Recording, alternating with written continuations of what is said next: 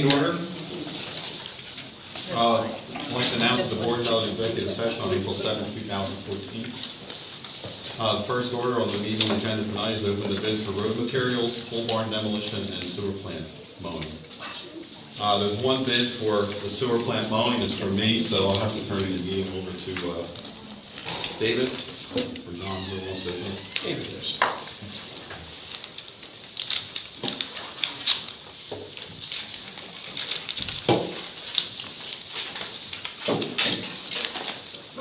Should I just read the whole thing, Steve, or just The third page is the bid specs. Second page, one of the pages.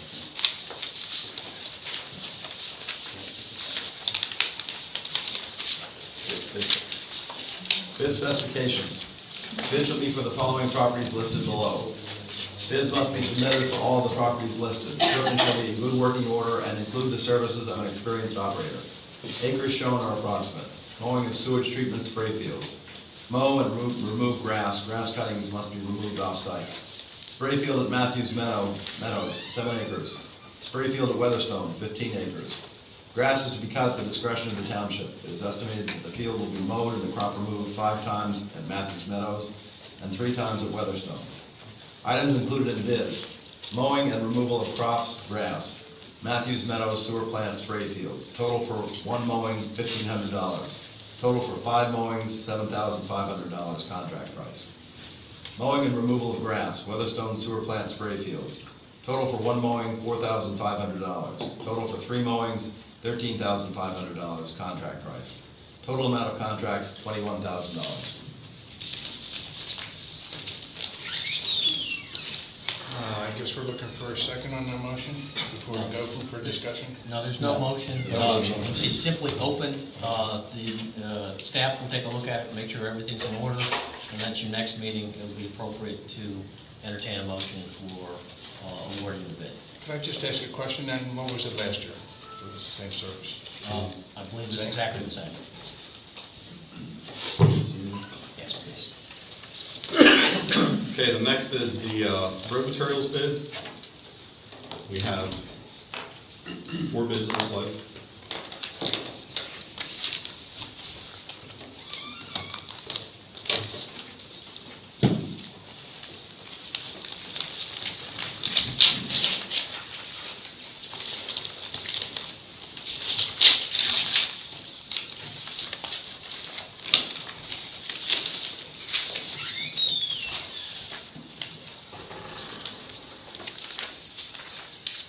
I have a bid from the American Asphalt Company of West Collingwood Heights, New Jersey.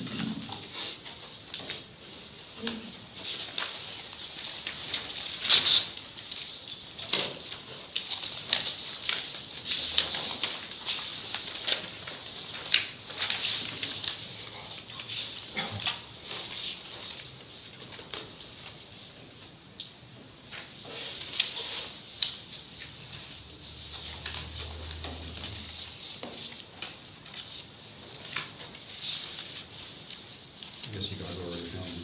There it is.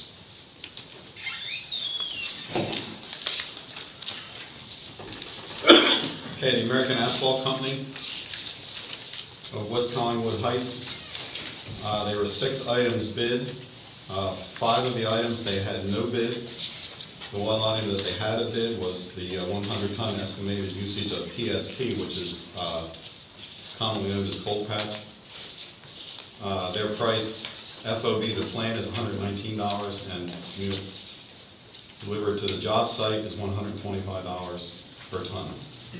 Unit delivered as directed is $130 per ton.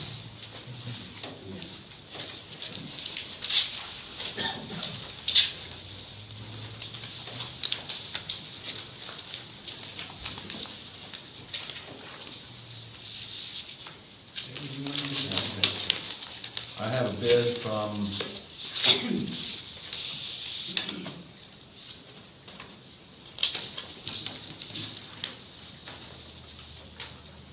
Alan A. Myers, doing business as Independence Construction Materials, Melbourne, Pennsylvania. There are 2 items bid. One is 2,500 tons crushed blacktop as needed. Unit price FOB plant $12. Total $30,000. Unit price delivered at job site $17.03. Total $42,575. Unit price delivered as directed $17.03. Total $42,575. Second item, actually this is in reverse order, I read this last one too. 2,500 tons of crushed blacktop as needed.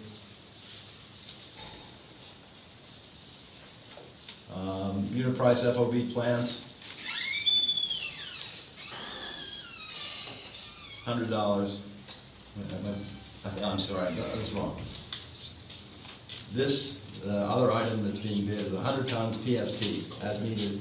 $100 unit price FOB plant, 10,000. Unit price delivered at job site, $503. Total, $10,503. Unit price delivered as directed, $105.03. Total, $10,503. And the bid that I have is from Highway Materials, Inc. on Walton Road in Bluebell, Pennsylvania. You'll have to excuse me, I have my contacts in, and this is really small print. The first thing, they only bid on 3 items. The first item was 300 tons of anti-skid type 2 at $7.50 a ton.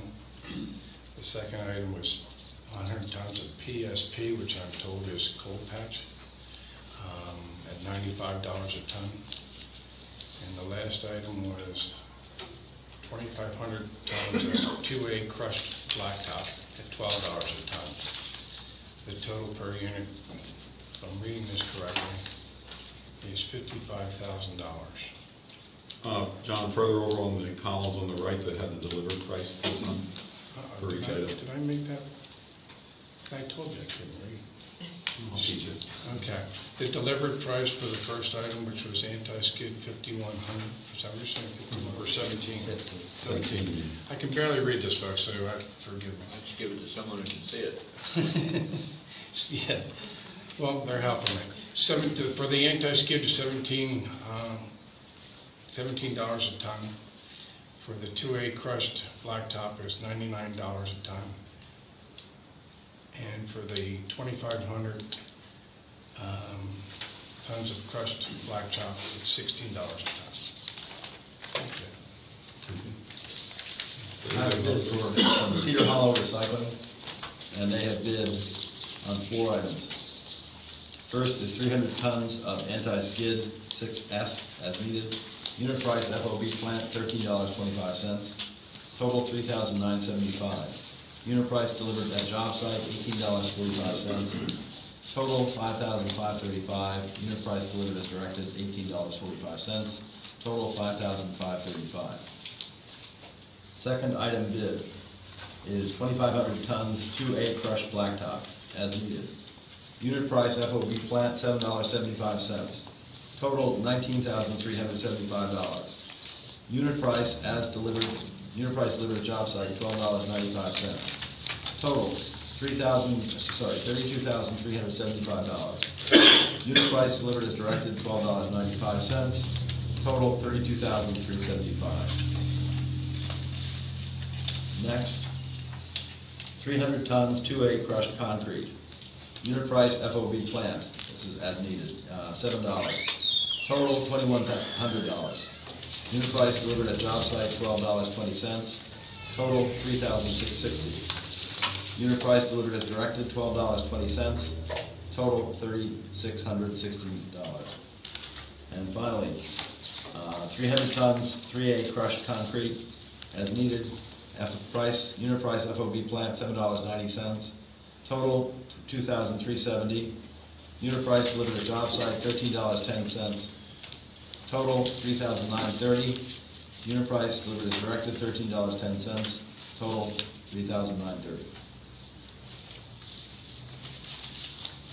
Okay, as in the previous bid, these bids will be taken by the roadmaster or by the township manager, and he and the solicitor will examine the bids, make sure they conform to bid specs, make a recommendation on who we should award those bids to.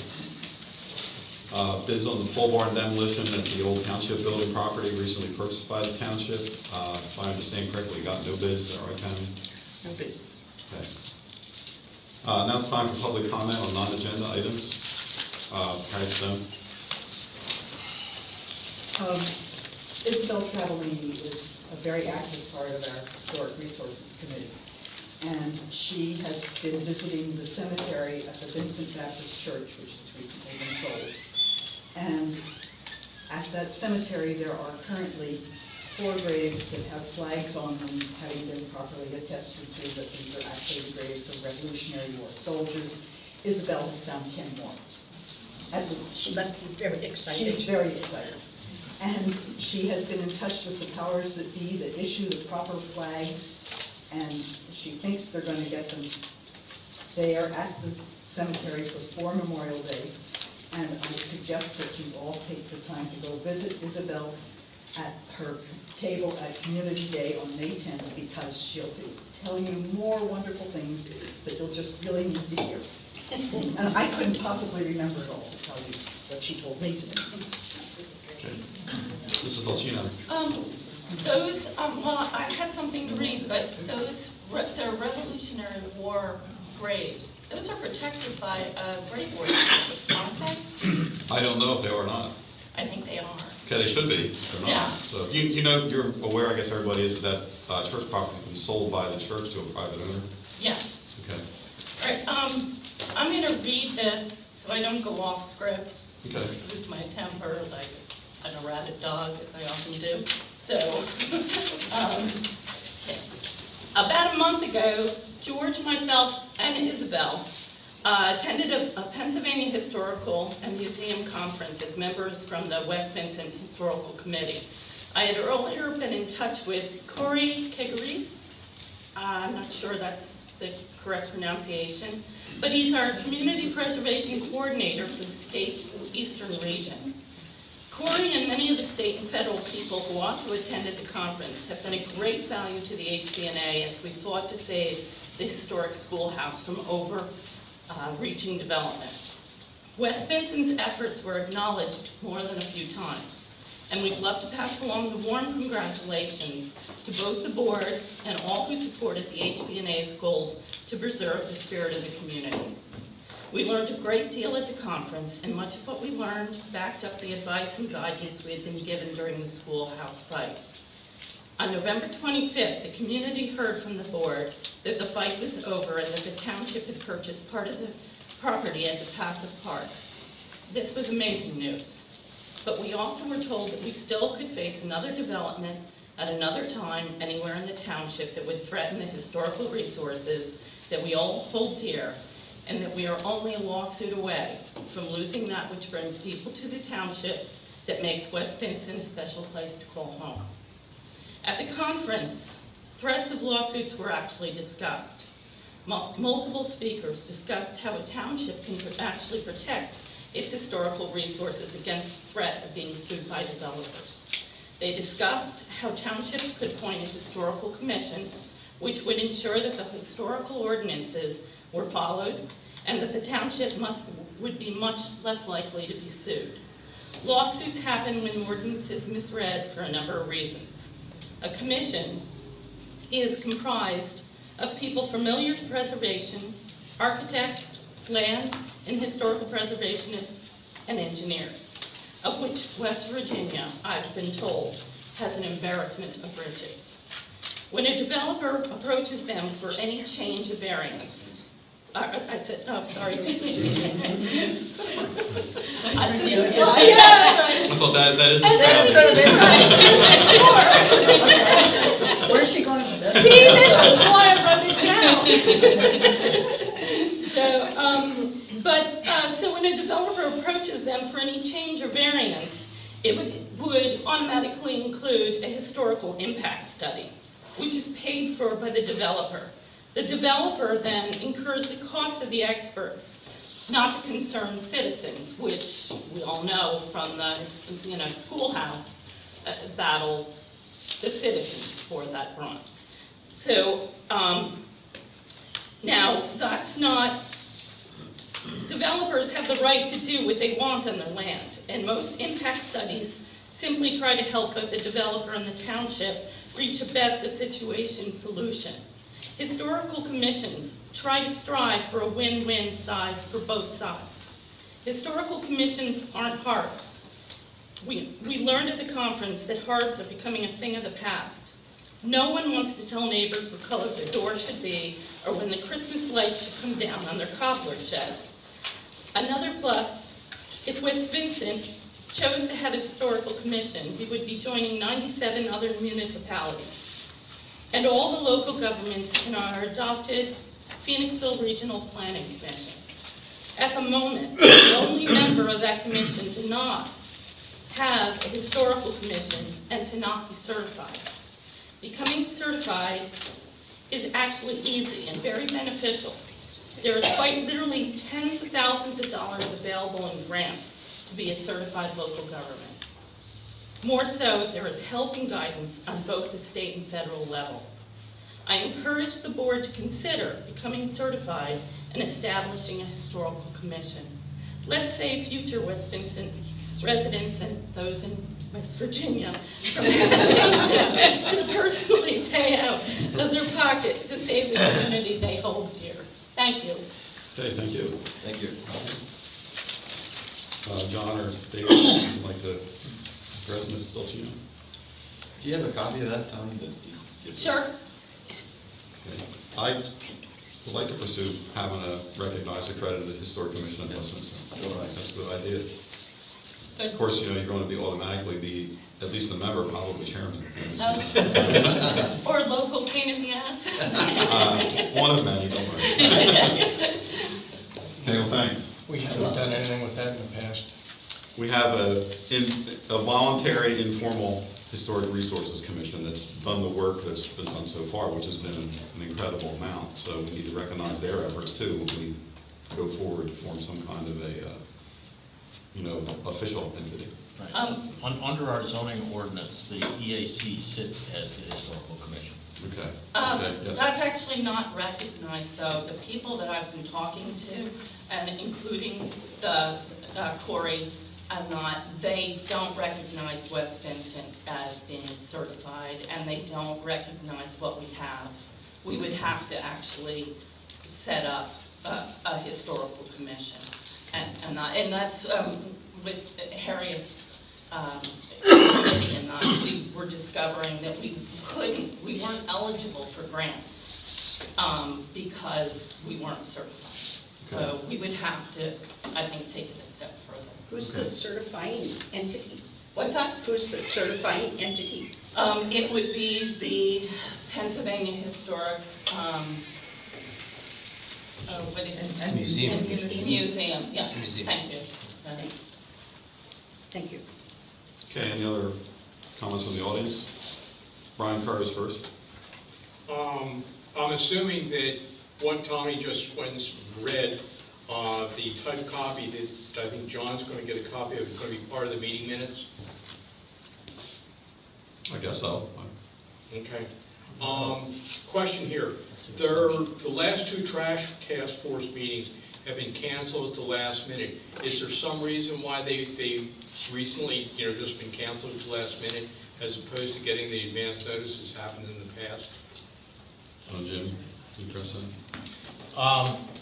The members of the committee canceled it. They are working on drafts of a report to the Board of Supervisors.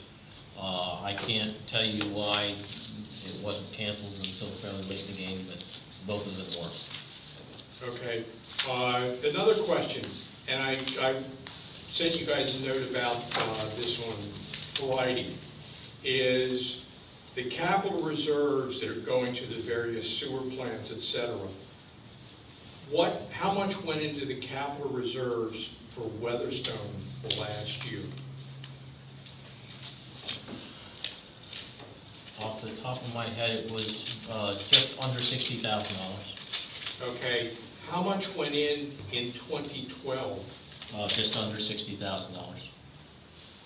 Why does the actual versus budget comparison for 2012 show nothing going in there? Because it's elsewhere in the budget. The treasurer and I had a very long discussion about this. She believes it needs to appear elsewhere in the budget, and it does appear elsewhere in the budget. Can you repeat that again a bit louder? What I said was, I had a lengthy discussion with our treasurer about this issue. It does appear, it is elsewhere in the budget. It's not in the specific expenditure area for that specific plan. Where does it show up then? I would have to have you talk with her. Okay. I'm going to let it go at that point. Thank you. Can I ask a follow-up question on that? You said that the two successive years were approximately 60 grand. Is that what the budget projected? Last meeting, Ken mentioned, 40-year capitalization to get to the replacement value. Was that what your recollection is, just roughly? Yes. Thank you. Okay, are you finished, Brian? You have another question? I'd like to continue on if I could. Okay. What is the total amount in the Weatherstone capital reserves right now? The amount is just under $400,000. Okay, and is there a target value that we're shooting for at some time when some major expenditures are coming up for? Yes. What is that value, please? I don't have it on me. Do you have an That was approximate prepared by the Township engineer. There is a schedule that relates to that sewage system. Has one of those been prepared for all the sewer and water systems? I can't tell you that. I don't know. Some of the systems are old. I can't tell you that. I don't know. Newer systems, yes. It's always done for the newer systems. So, in other words, we have it for some systems, but not... I didn't say that, Brian. I said I didn't know. Can you find out for us? Sure. Would the board please go and have that answer for the next meeting, please? Yeah, can you give us in writing exactly what you're looking for so there's less confusion and we get to the answer that you're looking for quicker? I'll go and do that. Thank you. Okay, thank you. Neil Fisher, you were next. Thanks. I know I came the last board meeting, we talked about sewer and pump and haul. Wanted to thank the board for considering the ability to do a connection, and I know it's something that you're investigating right now. I came tonight because I know that our schedule is advancing, and I wanted to ask the board if it was something that we could bring up again at next month's meeting. Or, sorry, at the April 20th. 2 weeks. In 2 weeks. Yeah, it's okay with me. Fine. Okay. Great, I'll see you then. Okay, Debbie Westfall's next. I just have a question. What is relevant with this? I mean, I haven't been to many meetings lately, but I don't understand why. Well, there was discussion, the Hankin Group, their property on the opposite side of Birch Run Road from the Weatherstone development. They want us to consider joining them in a pump and haul agreement for about a third of the houses. You'll stop me if I'm saying anything wrong here. No, you're correct. And there were some questions about the sewer rates and where the money goes from the sewer rates. And Neil had said how much the income would be from those, and there were some questions from Weatherstone residents on where the income or the expense by the residents goes. And one of the big places is the capital reserve budget. So that's Brian wants to know what's in the capital reserve budget. That's where that came from. So, Thank you. that's right, Brian, right? Yeah. Okay. Is that all, Debbie? Yep. Okay, Francis. I'd like to ask about the trash force. They're still on the agenda at the little calendar, and they still have dates scheduled. Mm-hmm. I attended every meeting except one, because that last one, the winter was so bad. And I was under the O'Brien candidate. In fact, he walked there. I was under the impression that they came to a decision of one hauler, and if you didn't accept that hauler, you could buy a bag. So if they have made that decision to present that to the board, why are they still having meetings scheduled that they keep canceling? Okay, well, that is not known by me. I didn't know they had nothing to consider. Then they haven't presented anything to us. Well, that's what the, Brian, am I correct? Is that the final decision? That is basically what I heard. I noticed that John Reeder's up there in the front. He could provide some more detail than I can on. Okay, I appreciate it. Okay, John, don't feel obligated to respond to Brian Curry. This is public comment from the floor. If you'd like to, you're All I welcome. wish to say is that it's a committee of volunteers. We've had difficulties over the last few months with the weather, number one, and number two, with people's travel schedules. There are plans or there are processes in place to prepare a draft, which has not been shared even within the whole committee yet. So we are not prepared and we are not endorsing at this point in time any decision. Okay. Okay. We're going to get Jim to contact the committee by email and find out when the next meeting is. Thank you. Okay. Other comments? George? Would it be possible to get the minutes from the Phoenixville Regional Planning Commission? Yes. Since they stopped getting posted to the website? They're never on my website. I don't have them. Yeah. No, they've been posted to the Phoenixville website. We looked for them, but they have not been posted in quite a while. And for example, there were no, the person who had agreed to write the minutes of the January meeting didn't have them ready at the March meeting. There was no February There were 2 meeting years because of before weather. that. I can understand the last one. I only have data since I started attending the first of the year, George, and that's what I already exchanged with you in emails and with Tammy and Jim. But I'm telling the supervisors that apparently there's an agreement, and I will bring it up at the next meeting and ask them where they are going to post them and when they'll be available, but they have not been coming out of the planning group of late, and the planning group is reducing their costs and reducing the amount of consultant time they're going to use. So there was a member of the committee who agreed to do the minutes. Okay. Aren't the minutes required? Yeah. I mean, you can't just say we don't have a budget to make the minutes. No, they didn't say they didn't have a budget.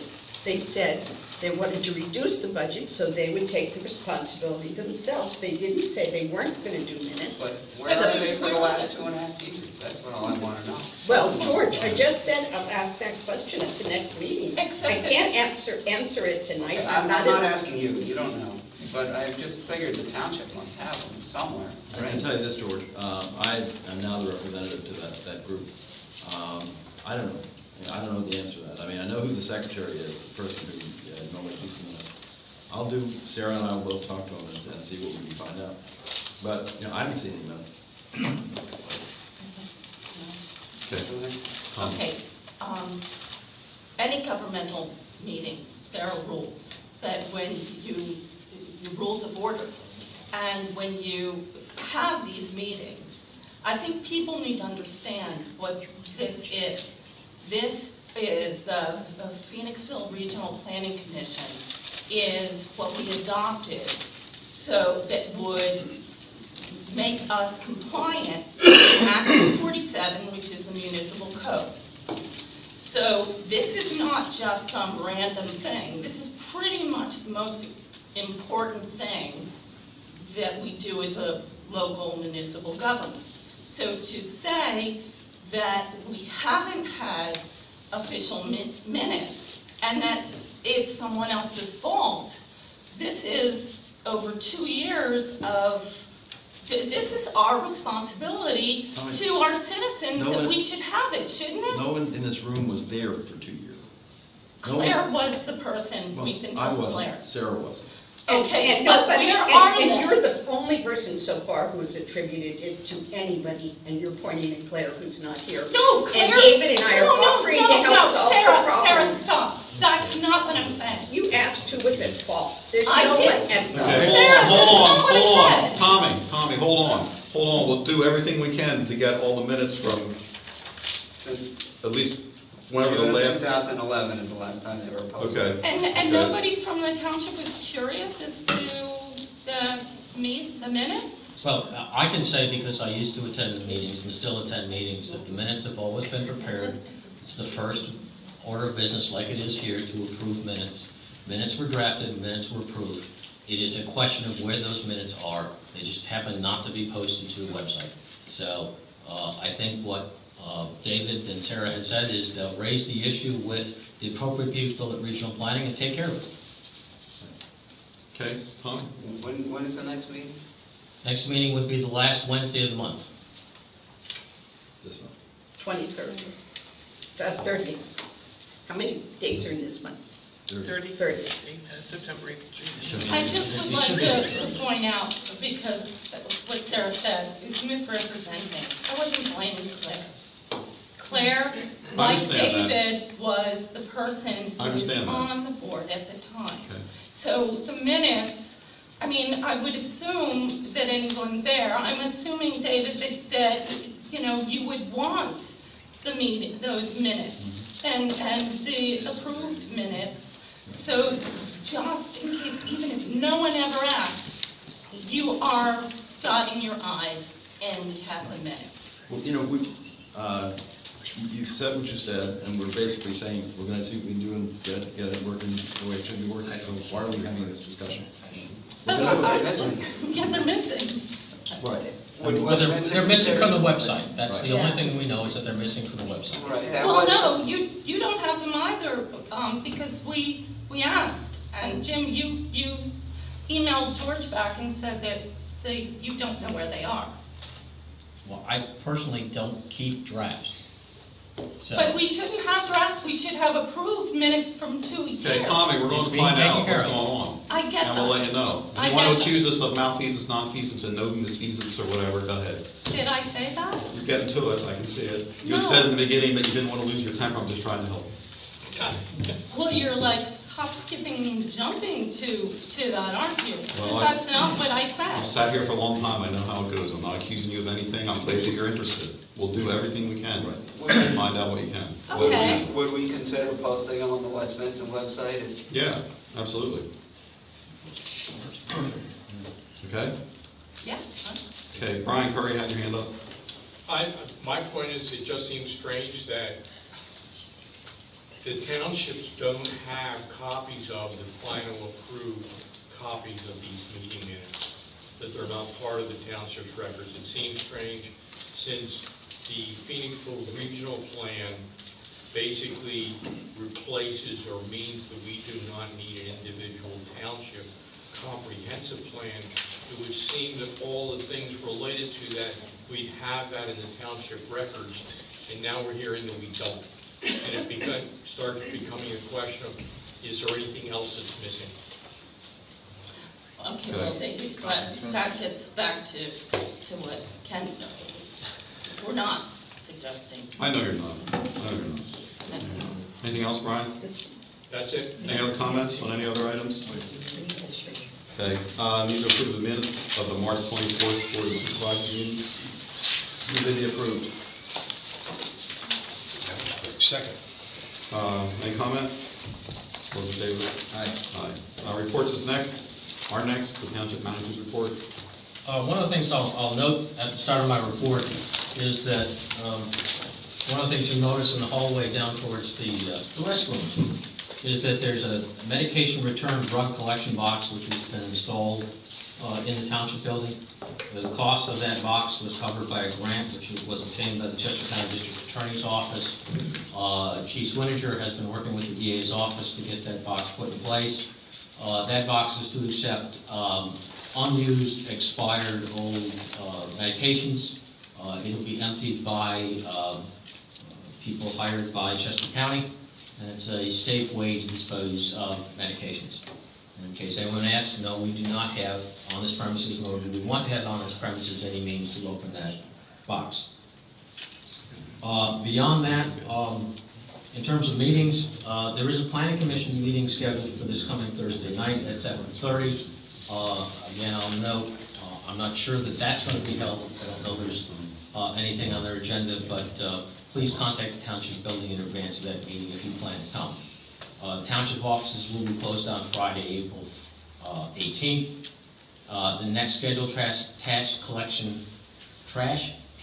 force meeting is Thursday, April 24th. That's at 7 p.m., not 7:30, at 7 p.m. The conditional use hearing for the Royal Crown Stables will be held at 7 o'clock on Monday, April 28th. That is before the scheduled time for the regular Board of Supervisors meeting.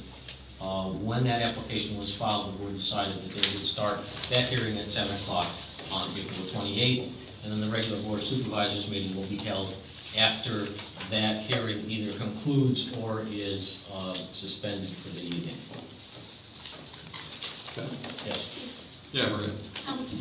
Can I just note on the medication thing, Jim, that's a wonderful thing that we have. Are we going to, we know it's on the website that we have it, but will we also notify like home health people and pharmacies and things, because people throwing drugs down the the drains, especially in our area with well water, is so that so dangerous. We plan to go through a fairly comprehensive notification process to notify all the residences, all the businesses in the township and even in surrounding townships. This is a program that the district's attorney's office, and I know Becky Corbin has also been involved in this. There's a number of municipalities that have these boxes. We just happen to have one of them. In the past, we've participated in a program which collected them once or twice a year. This is in lieu of that program. There was an extensive notification process for that program, and you can expect that there's going to be an extensive notification process with respect to this box. That's great, thank you. Okay, Debbie. Jim, that was on Facebook about 2 weeks ago. French and Pickering Trust posted it on Facebook. Yeah, and we've talked with them. We've also talked with Green Valleys, and a number of the nonprofits are going to do notifications because obviously they have great concerns over what ends up in both the groundwater and the waterways of the township. But, that's a great way to get the word out. Okay, no more comments? Roadmaster's report is next for March of 2014.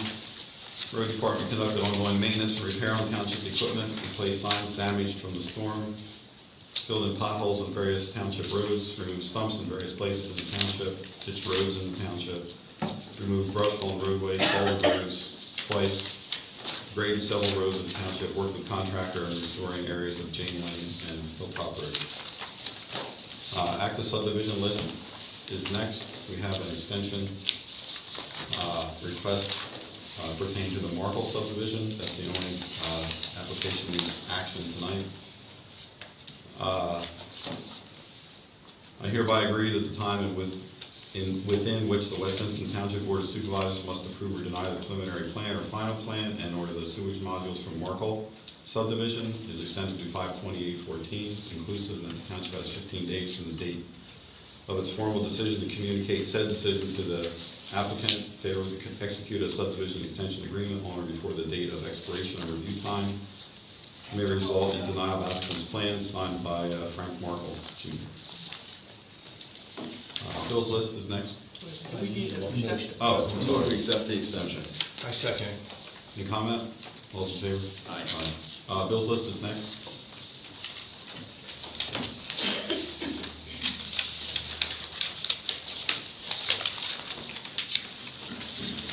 For April 14th, Township bills list has a total of $297,523.05. Reimbursable bills list, the Township bills will be the general fund bills list. The reimbursable bills list is $40,138.18. And the subdivision utility plant bills list is $23,975.17 for a total bills list of $360,636.40. Do you hear a motion to approve? So moved. I also would move that we ratify the invoices. Shall I read the following invoices? AFS, CME, Council. They're already on the. They're already on the list. Okay. Yeah. Second. Okay, comments on bills list. Francis Ellis. There was quite a bit of work done on Janie Lane, Yeah. and after it was completed, I drove up to a friend's house on JD Lane, and it really looked nice. I was on JD Lane last night, and one of the driveways is washing out part of the road. It washes over the road, and it's going down the opposite side. I was under the impression that when a person has a property, that person is responsible for the runoff, and it doesn't wash the road away. Has anyone looked at this? Do you report that to the township, that driveway, or the address or anything, so we can take a look at it? This is the first I've heard of it. Okay, I don't know the address. The house is pretty far off the road, but I could find out. Yeah, could you please let us know? Okay. Okay, I thought thanks. before it really got bad, but I think it could be that some of the problem could be some of the people who own homes, and all the water flows down the driveway, and there goes our money, and there goes the road again. Okay. Okay, thanks. Thank you. Okay. Other comments, Bill's list? Brian?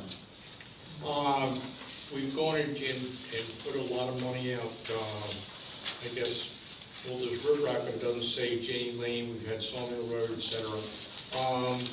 And I know you mentioned that we're right up against it on snow removal right now. How are we doing on consuming our budget for road maintenance?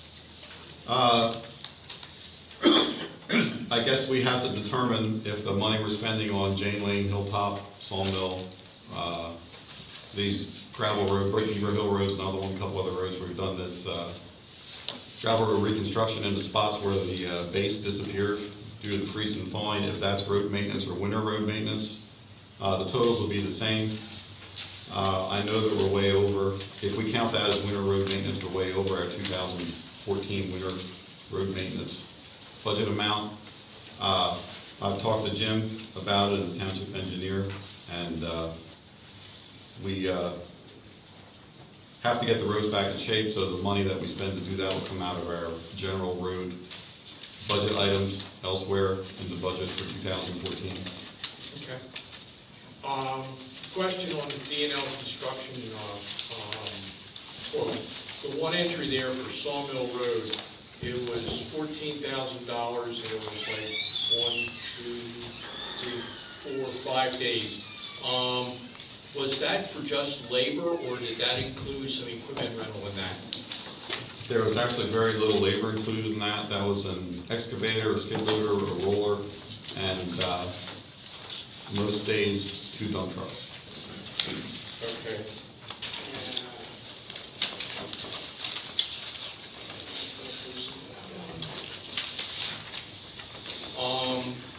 You may have answered this, but not specifically. I see that we purchased more of the geofabric.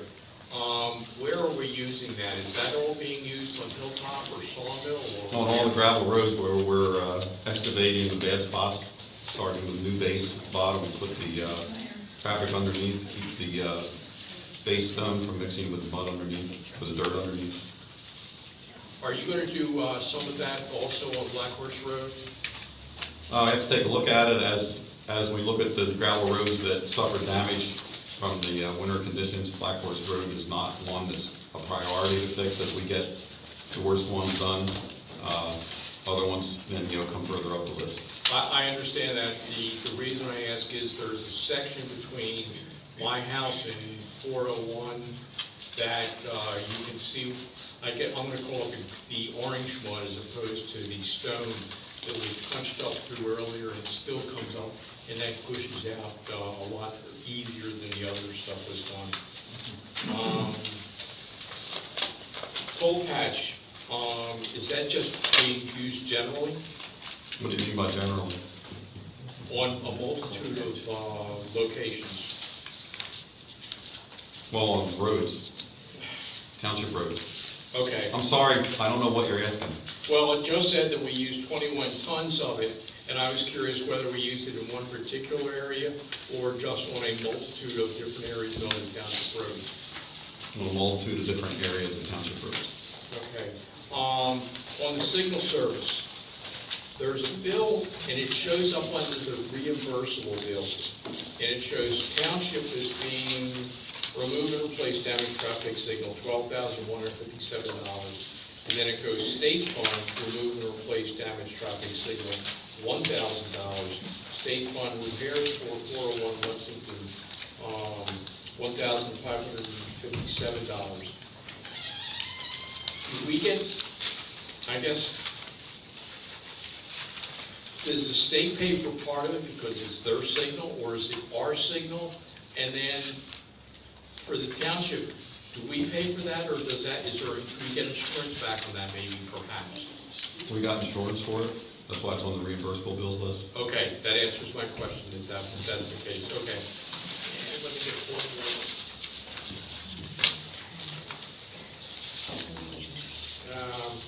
There's one under subdivision utilities list, the Buckman's Weatherstone Chemicals. Is that for a month or for some larger interval? They deliver on an as-needed basis, as requested by the operator. It depends how quickly we go through. We do have a small amount of storage for chemicals. Okay. And it also has one for Dave Gaudier. I may have mangled that.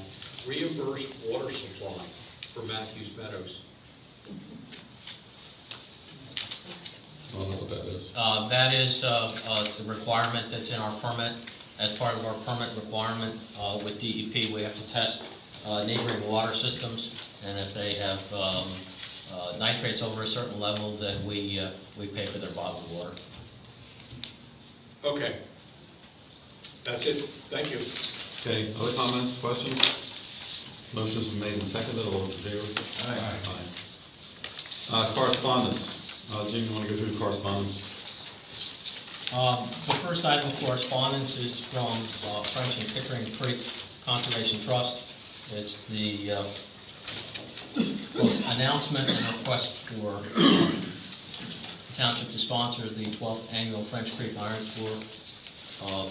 That is going to be June 8th, and they're requesting the township support it as it has in the past. Township has previously supported to the tune of $1,000. I move we contribute $1,000 to French and Pickering for the Iron Tour. Second. Any comment? All those in favor? Aye.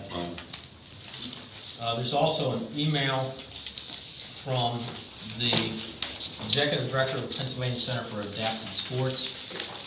There is a second annual Cinco de Mayo benefit bike ride and walk, which is going to be coming through West Vincent Township. This is a notification to the township that it's coming through a portion of the township. They have been working with the Chief of Police on this. It's interesting that the Cinco de Mayo bike ride and walk is on May 4th and not the 5th, but it is this year on the 4th. And this is just a courtesy notification to the township, just to let you know that the chief has been working with them and do not have any, they've gotten their PennDOT permits with respect to this event.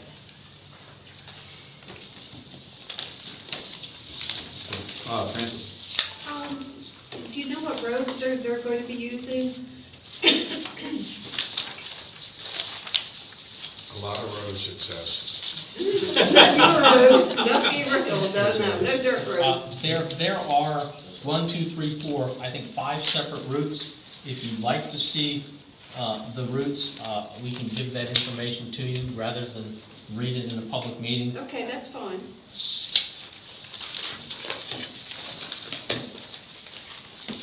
Any comments? Okay. That's all for correspondence on a subdivision and land development. We have a request for dedication of roads by the Southtown Fox Hollow subdivision, which is located on South Chester Springs Road between Gravel St. Matthews and the Old Eagle Farms Road. And the procedure would be to refer this to the township engineer to develop the appropriate punch list.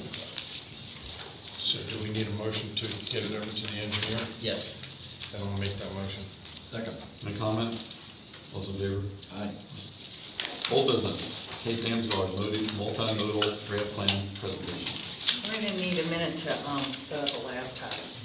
You need us to move out of here, so this... I don't know, John, how were you? What's that?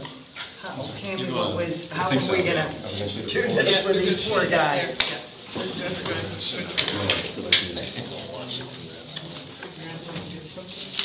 Did you guys bring maps around?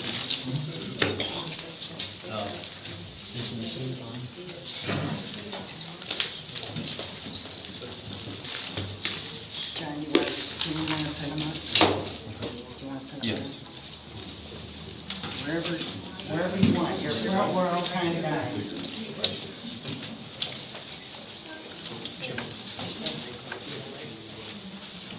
I don't think so.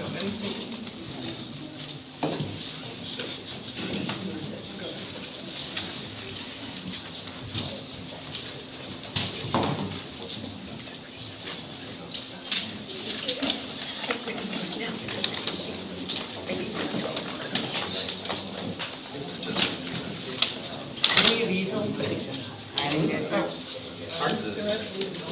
We can, I have more, but I think we could just flip them, and we'll just leave them out afterwards and keep our own work.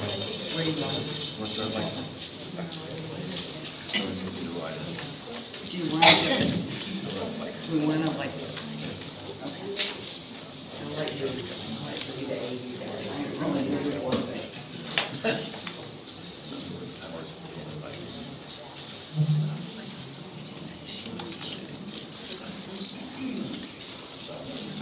So, I don't use these things. Is this really It's on. Do you even, I don't think I need it. I don't need it. People, actually. Oh. Hey, it's much closer, it's weird. Much closer. There you go. I always feel a little crazy introducing myself, but I am Kate Damscott. I'm a Hollow Road resident, and I'm chair of the Multimodal Task Force. The task force consists of Adrian Boyance, Brad Dyer, who's here today, Victoria Laubach, who's also a township resident, Bill Dietrich, a Weatherstone resident, and a planning commission member, me, Jim Wendell, Gas, Claire was on it, Bob Phillips, who is from Upper Euclid, who did the trail work. He's on the Park and Rec Commission over there. Rusty Strauss, who is the supervisor in East Pikeland. Ed Smith, who's the principal of the elementary school. And Jake Michael, who is sort of he's a liaison. I don't think he's an official member, actually. He works at the Chester County Planning Department. We have a grant from them to do this work, and so they're very careful to oversee it. One of the things that they just did, if you get landscapes too, the electronic newsletter from the county is the county has just published a transportation study. And of course, we want to be consistent with that.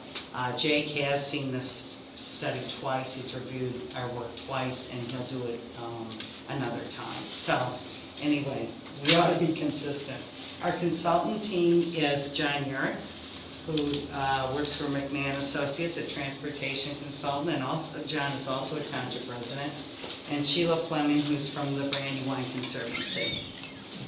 So we're here tonight to give you guys a short presentation, and the supervisors in particular, on our draft plan. It's been posted on the website. We want to thank residents who've already commented. You've attended some of you have attended the 2 community workshops. We've had a few people go on our walking audit. Others have emailed comments to us. And I know some people have even stopped at our table at the Sustainability Fair. We had a table there both in 2013 and 2014. So we've been out there. This study is a study of functional transportation trips. And functional transportation is how to get from point A to point B. It's not about recreational off-road trail work that we've been doing in our township for 20 years. We're more concerned with say, getting from your house to the library, getting the 92 kids from Weatherstone over to the elementary school without the buses. We're interested in getting people that live outside of Kimberton the ability to walk into Kimberton. So we have been able to do that. A lot of you guys are longtime residents for years in the past. And as the area around us develops and traffic increases, the ability to do that is getting more and more difficult. So what this plan is sort of a vision, a community vision on how we might keep that ability to move forward. John will probably tell you why we want to do that, but 4 reasons that come to my mind are the sustainability aspect, which is just air quality and climate change. It's also about residents' physical health. We've got growing childhood obesity. It's about maintaining a strong sense of community. I know folks that walk around Bertrandville, it's just casual interaction with other residents. That really contributes to their sense of neighborliness. And it's about social equity. People that can't drive, that don't have the means to get around, it allows them the ability to do that. I'm thinking about kids that might want to ride a bike to their friend's house, senior citizens that can no longer walk, people that have been disabled. If you've had a seizure recently, you know you can't drive for 6 months, or some people that simply don't have a car. So this month, April, we're collecting comments from township committees and again from residents. We're hoping to finish that process by the end of April. We will then use those comments to revise the plan and send it to the county once again. We're hoping that the supervisors will be able to accept the plan in its final form in the fall. So the consultants and the task force has been pleased with the response we've gotten from residents in the past as we've done our work, and so we're happy to be here and be able to show you where we are. And with that, I'm going to turn it over to the real deal. John will go through some of the plan highlights. Thanks, Kate. I guess before I get into it and then I forget, I just want to send out a little bit of acknowledgement to the task force members that came out, dedicated their time. I mean, I'm a resident of the township, but I've only been here for 7 years, so they know, a lot of them really know the ins and outs of the township much better than I did. So their help was critical in putting this report together, and especially for Kate and her hard work for just leading the effort, getting emails out, contacting people, doing whatever needed to get done. So before I forget, I just want to thank everybody on the task force. Tonight, I want to keep it kind of brief. We have a pretty thick report. There's a lot in there, so I could speak for a long time, but I'm going to try to keep it to about 20 minutes. And then afterwards, we can answer whatever questions you have. Kate went over the introduction. I went ahead on the project goals, which Kate touched on as well a little bit with her intro. Talk about the process. Kate also touched on a little bit. We can skip a lot of this. We can fly through. We'll get into the recommendations and how we see the project and the study being implemented in the future. So our draft goals, again, we wanted to analyze the existing assets, okay, just a little slow, and constraints in the township for multimodal travel, biking, walking, getting around the township, and even some transit opportunities in the future. We want to get people out of their cars, reduce traffic, improve health, achieve some of the sustainability goals that the township has identified, and improve the overall quality of life. We want it to be safe for everybody. Right now, a lot of people through the process told us they don't feel comfortable walking on a lot of the roads in the township. Some are less traveled, so more people do walk on them, but a lot of developments and communities are a little bit locked in because their accesses are off busier roads, so they don't feel comfortable walking to some of the less busier roads. They have to get out, drive their car to find a place to walk. And then we want to look for connections. We want to get people to places, to destinations.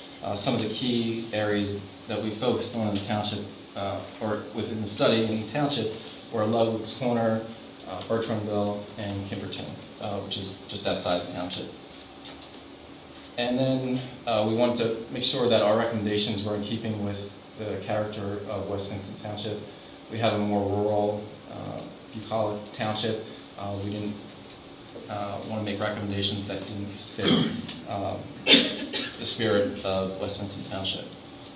And then we wanted to identify the challenges and solutions for implementing some of these recommendations, and we wanted to put together an implementation plan that would be easy for the township to take and start tackling different projects one at a time. So I think we did that, and I'll get into that a little bit. I'll talk about some of our short-term recommendations. And then one of the most important things is we wanted to make sure this was a community-driven process. Kate mentioned that we had some public involvement events. We had open houses where we had the public come in, give us information and feedback, and then it helped us prepare our study. So our overall approach to get to our study recommendations, we looked at, first we looked at design guidelines. What's out there for biking and walking? What do they tell us what should be on our roads? I have to tell you that a lot of the guidelines are for more urban settings, or more developed suburban settings like your Exton or your Westchester. Not so much the rural character of the township. So it was a little bit of a challenge.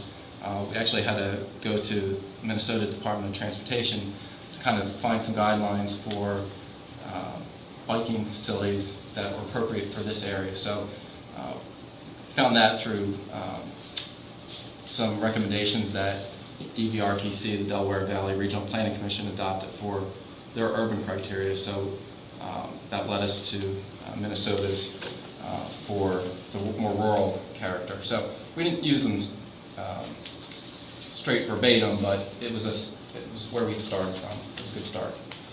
And then from there, what we tried to do was figure out what fit West Vincent's character and then what the public was telling us. So we got the feedback on what the community's vision was, and then they also gave us feedback on what our preliminary recommendations were. So that helped us fine-tune our recommendations. And then what also went into it, what were the existing conditions and constraints around here? There's a lot of hills, there's a lot of embankments along the side of the road, there are a lot of just steep slopes right up against the road, some old walls, there's not a lot of room within the right-of-way or right next to it. So we had to keep all that in mind. So the public engagement, we collaborated with the task force. The two community workshops that I mentioned, the first one, there was a big mapping exercise. We had maps similar to these of the township. We had about 5 or 6 tables, I think 30 or so attendees. And basically, we gave everybody markers and asked them to identify destinations where they wanted to be able to get to by walking or by foot. And we had a lot of equestrian riders, so we even asked them where would they like to get to by horseback. And we also identified potential routes, got the public's input on where we might be focusing our efforts. Because we didn't look at every single road in the township, but at the end of the day, we looked at most of them. And then we also looked at hazardous routes as well. What were some of the challenging areas on the various roads within the township? And then at the second open house workshop, we looked at we presented what our preliminary recommendations were, and then gave the public that came out to the meeting a chance to give us their feedback. Did they agree with what we were recommending, or did they recommend something else? And then we also, afterwards, posted that same survey up on the township website for about 2 weeks. and got a bunch of comments. People who weren't able to make the meeting sent in their replies. So all in all, the public generally agreed with our recommendations. There was only one recommendation where they didn't agree with us. And then we were also out at the sustainability fairs the last 2 years, just kind of get the word out that we were doing the study in 2013, and then a couple weeks ago we were there with the maps, answering questions. I think I've seen a couple of you at that meeting, or at that fair, so that was a good event. And then the draft study has been online for about 2 weeks as well, a week and a half or so. And we have our public presentation tonight, and then we'll take comments from the public and from the different agencies or commissions and committees that Kate mentioned. So I'll get into the recommendations. They are mapped on this map here. I'll go through the bicycle recommendations first, and then we'll touch on the pedestrian. Probably can't read this, so after the presentation, I welcome you to come up. We can discuss it. But I'll just highlight what roads we're making different recommendations on. They may not be the full stretch of the entire road. It might be just a segment of the road, but the map will highlight where those particular recommendations are. So I'm going to go down with the recommendations. Before I get into what is on each road, I just wanted to point out that the recommendations aren't that dramatic. A lot of the roads within the township we're recommending to still stay kind of a shared, what we call shared use, where vehicle traffic and pedestrians or bicycles are on the road together. So there's no separate facility. The traffic volumes on a lot of the roads are pretty low, and we expect most of them to stay that way. So that's definitely going to be something the township's going to have to monitor in the future. So Conestoga Route 401, this is one road, it's a state road, busier. We are recommending a separate facility. We are recommending a separate path or trail, basically from the township park out here up to Ludwig's Corner area. Right now, we're not recommending that go further south, just because it's so constrained once you get past St. Matthews Road. Pewtown Road, we're recommending a wider shoulder. That Pewtown right now is designated as a Pennsylvania bike route. There are very little areas where there are shoulders. It is a little bit more heavily traveled, so we are recommending a shoulder upgrade. Give a little bit of separation for bicyclists. We felt that would be a good thing. It would help serve the residents of Camp Hill Village and maybe some future development over on that side of the township. Fellowship Road and St. Matthews Road, we're recommending a separate trail or path. St. Matthews Road, that's one road where at the last open house workshop that the public said we'd like to see wider shoulders. I think there are a lot of opportunities along St. Matthews Road where we could do an off-road trail or a path. Not everywhere. It is constrained in some areas, and you have to go around those constrained areas, and maybe a shoulder would work, or maybe we have to look at something further off-road, some kind of connection that was kind of beyond the immediate right-of-way. So those are some of our major recommendations in terms of the bicycle routes and accommodations. The rest of the roads, Hollow Road, Horseshoe Trail, Birch Run Road, Flowing Springs Road, Kimberton Road, Art School Road, Fellowship Road from the back entrance of Weatherstone out to Horseshoe Trail. That segment of Horseshoe Trail, or that segment of Fellowship Road, Miller Road, Sheeter Mill Road, and Westover are all still recommended to be shared use roads or shared lanes. I think Birch Run Road and Westover Lane, they're right near all the development activity or future development activity for Ludwig's Corner. So we want to definitely keep an eye on those roads as development increases, traffic increases. That might be an upgrade that we might look to in the future. Excuse me, but shared lane, does that mean there could be a road improvement to widen the lane, or just as it is? Pretty much as it is. Thank you. So we have our pedestrian recommendations, and they, for the most part, are they're the same as the bicycle recommendations. And Conestoga Road, we are recommending the path. It would accommodate both bicyclists and pedestrians. Pewtown Road, pedestrians can still walk within a 6 to 8 foot shoulder. That's pretty wide. It gives you some improvement and some separation from the traveling vehicles. And then Fellowship Road, and again, this is the side of Fellowship Road from the back entrance of Weatherstone over into Upper Euclid Township. We recommend continuing that path that's both on the Upper Euclid side by the Vineyards Church and connecting those. And then St. Matthew's Road, again, the separate path and trail. And then, again, the rest of the roads would be the shared roads.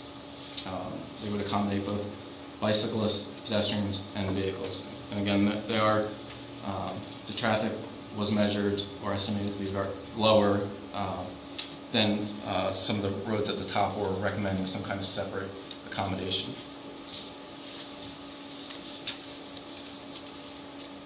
The study also deals with transit and ride sharing or park and ride. I'm not going to go into it a lot because it wasn't a major focus of the study. We are making a recommendation for park and ride to explore the feasibility of doing something along Route 100 close to the Turnpike interchange. There is one down on 113 by the shopping center where Ron's is and the Citizens Bank, if you're familiar with that. I didn't even know it was there until I started the study.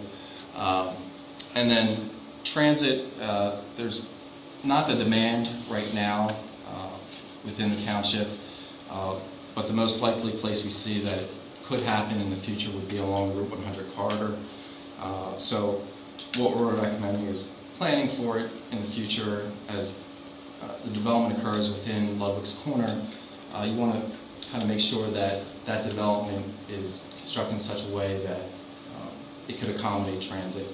That Ludwig's Corner may be the terminus from a route down based in the Exton area, going up Route 100. Right now it doesn't go up past the Turnpike, I believe, or the existing route goes out to the Turnpike. So there might be an extension up to Ludwig's Corner. So with the ring road that's proposed, you could do a turnaround for buses. And then possibly in the future, if the demand was there, the ridership demand, could go up Route 100 to Pottstown and connect. Right now you can see on the map, those are SEPTA routes. So you can see where the star is, that's West Vincent Township. You can see the big hole in the map where there's any transit service. So, yes, sir. I'm curious as to why your park and ride concept is at the Turnpike, which is like just a half a mile from that park and ride on 113 and not something closer to us. Well, you could serve the corporate park, Eagle View. You're right near the Turnpike. I mean, the township could definitely explore park and ride within the future of Ludwig's Corner. But we thought you might capture more people coming in if it was down by the Turnpike. And not only West Vincent people, but I was being insular, thinking of benefiting West Vincent people by reducing their vehicles mile driven instead of But yeah, you could having to drive through Eagle to get to a place to save you less traffic in Eagle. Right. We can make that argument.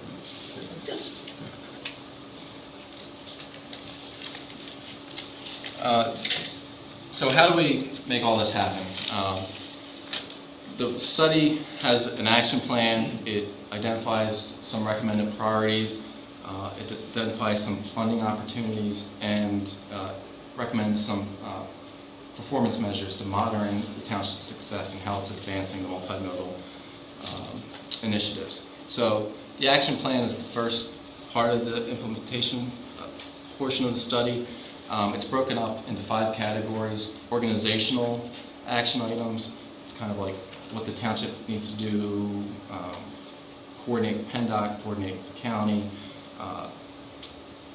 One of the recommendations in the study is to form a multimodal committee within the township, volunteer, and those sort of actions are in that grouping. There are regulatory recommendations, what ordinances need to be changed, what policies need to be adopted. There's also some financial or financing action items. We don't see that the township going out and completing any of these projects on their own for the most part, unless it's a small project. The township's going to have to seek grant funding, maybe piggyback some of these projects, smaller projects, on some either PennDOT or local maintenance projects. So we're not making recommendations to go out there and do a lot of capital budget projects, but definitely there are action items that the township can take to advance these and plan for them in the future, and then secure the funding.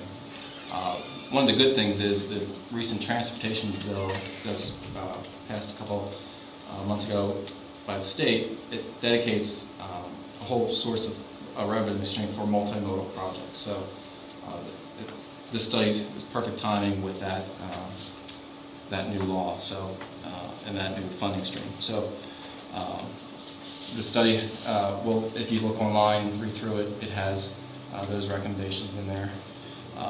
There's also a few what we call education or advocacy action items, trying to raise awareness for walking.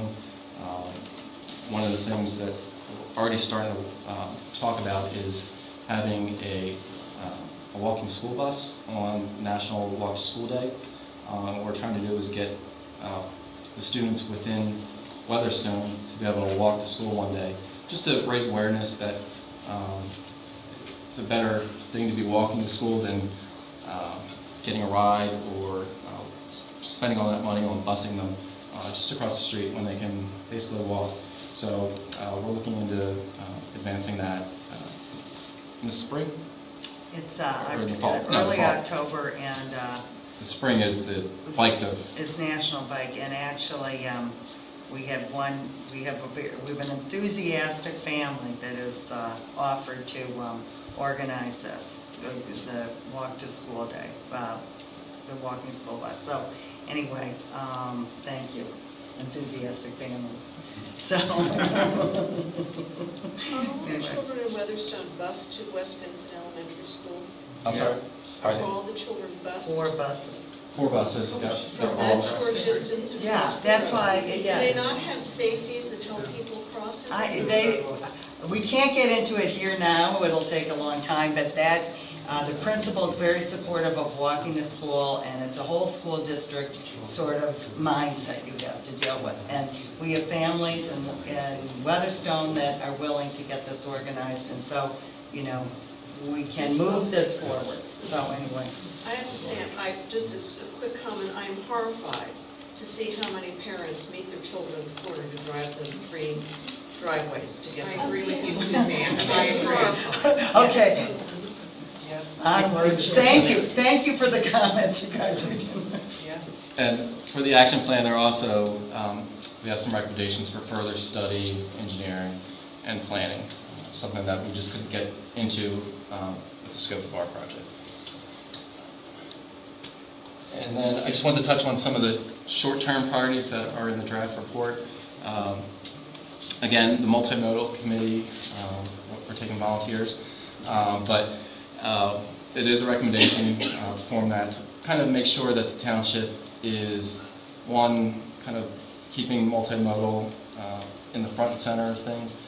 It's not getting overlooked in various planning or efforts, or like when they're reviewing land developments, that they're taking kind of ownership for making the walking school bus happen, and other, and also maybe like we have another champion yes. of a project in here, and that's to get the path built from Fellowship, from the Township Park to Weatherstone, and get that connected. So that's been a Park and Rec initiative, and we don't want to lose that. We want to keep that going. So that would be the function of the multimodal committee, is to keep these transportation projects moving forward. I don't see anything from like the northwest part of the township, like up by the apartments, down to West Vincent Elementary. Is there any plan to do something like that? yes. Yeah.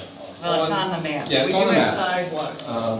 Yeah, we are recommending sidewalks and a shared use trail. Basically take people from the apartments, that high density area, into Ludwig's Corner. The Ludwig's Corner, the master plan does a good job of planning for multimodal travel, sidewalks, and I get just see people a around. lot of kids riding their bikes along that 100 corridor, and that seems like really dangerous to me. Yeah. So we want to get them off the road, either on the sidewalk or on the trail. So yes, that's in there. I just didn't go over it specifically. All right, thank you. No, thanks for bringing that up. Another short-term priority is looking at the township ordinances and the township map and making whatever changes are needed to advance the multimodal recommendations. I have monitoring traffic, which is basically keeping an eye on how much traffic is on the roads or are on the roads within the township, because as traffic increases, the recommendations may need to change. So whether it just be natural growth of traffic or developments within the township or surrounding municipalities, we want to make sure we're monitoring traffic volumes and the speeds. So that's a recommendation. That's kind of like an ongoing recommendation as well. Then we touched on the educational campaigns, pushing for those. The other short-term recommendation was just look at maintenance projects, make sure that the roads are in good shape for biking and for walking. There are a lot of areas within our township where the roads are curvy or they're hills, and around the curves there's a lot of vegetation right up to the edge of the road, so kind of going around that curve, and it's kind of a blind curve. So if you have somebody riding their bike that just was ahead of you and you went around that curve, you might not see them until you're up on top of them, or the pedestrians that are walking on the road. If we could clear that out, give them a little room around the curves to maybe walk on a flat grass area right up against the road, that's a recommendation that we're making. And then recommending that the township designate an actual bike route and mark it. We left a little vague within the township to give, or within the study to give the township a little bit of flexibility to see what route they want to mark first. But I mean, I would suspect it would probably be something down along Art School Road, Kimberton Road, to kind of take you down into Kimberton, just because those roads probably need the least amount of work, and would probably be kind of a good pilot program to start off with. And then also to adopt a comprehensive traffic calming process, so that when we're looking at roads, trying to get speeds down the roads, township knows what criteria they're going to use for each road, and what kind of traffic calming measures or devices that they'll use. So it'll all be spelled out, and it'll be much easier than trying to figure out what specific measure needs to go on what road and what area. So if they can do a policy up front, that would be great. A lot of townships have done that. Another, and this is the last set. the recommendation is to complete the path or the trail from the vineyards down to the park. That's in process. And the sidewalks and crossings right outside the West Vincent Elementary School. If you're familiar with that, sidewalk comes down out of the school and goes along the south or west side of Route 401, and it ends at the township, or at the school's property line, but it doesn't continue to the signal for the light into Weatherstone. There's a small gap there because the school didn't own that property. So you have to get that sidewalk extended and have the students cross that with the traffic signal. So that's a recommendation.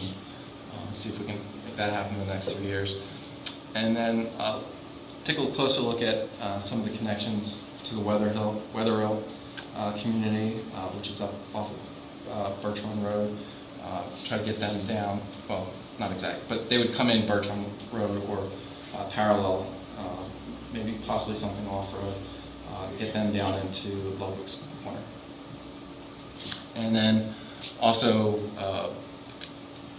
one of the, I guess, larger projects would be to widen the shoulders on Pewtown Road. Now, Pewtown Road is a state road, so hopefully we can work with PennDOT to make that happen and reduce the cost to the township as well. So that's the end of the presentation. There was a lot. I tried to boil it down. Hopefully not go into too much extra detail, but if anybody has questions, we'll answer them. So on roads like 401, where you have listed a separate trail or something, I mean, is that, you just identified that as it would be ideal to have that, but you didn't do any feasibility study on actually doing it? No, we don't do feasibility studies or any engineering. I was just wondering if the right-of-way even would accommodate that, or if it's much bigger task. Some of the roads, what recommendations, you could fit it within the right-of-way. Some you would need to secure easements. Some parts of 401 and St. Matthews Road, I don't know how they do it. What's that? I said St. Matthews Road and 401, and I think there's some areas that would be difficult. Yeah, but especially down on the side down towards Kimmerton, there's a lot of open fields. There might be potential to get something off the road, right along the side of the road. And the one thing I didn't mention, which I meant to, I'm glad you brought up that question. There is one of the comments we heard at the first open house was there are a lot of pipelines within the township. Can you look at those as possible routes? So we did, and a lot of them, unfortunately, they have very steep grades to them that just don't make biking, but probably walking very practical, except if you're going out for a tough hike. But the existing Texas Eastern pipeline easement that runs almost parallel to St. Matthews Road, that's something that we are recommending that the township take a closer look at in the future as possibly a multi-use trail.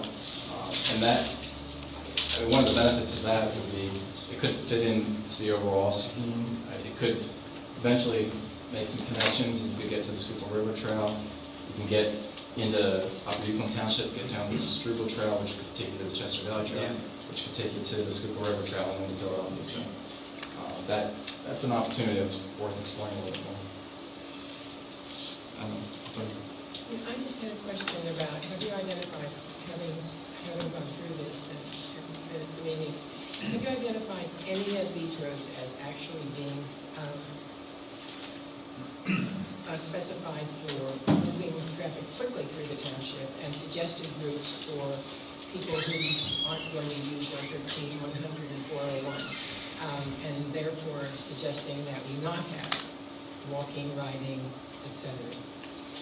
Well, all the roads are basically, you're allowed to walk on them or ride your bike on them. We're not making any recommendations to prohibit that. I guess. So you're not looking at, for instance, Horseshoe Trail or St. Matthews as being suggested for heavy traffic so that people stay off the side roads? No, we weren't designating it that way. No.